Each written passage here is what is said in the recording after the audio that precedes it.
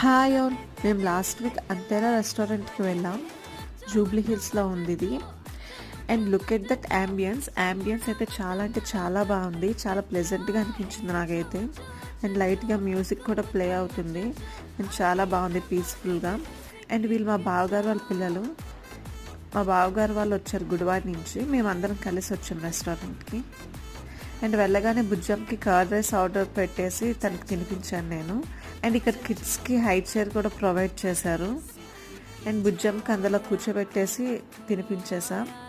And తర్వాత నేను తినడం స్టార్ట్ చేసాం. అండ్ మేము ఇక్కడ nalli gosht biryani and fry piece biryani order చెప్పాం.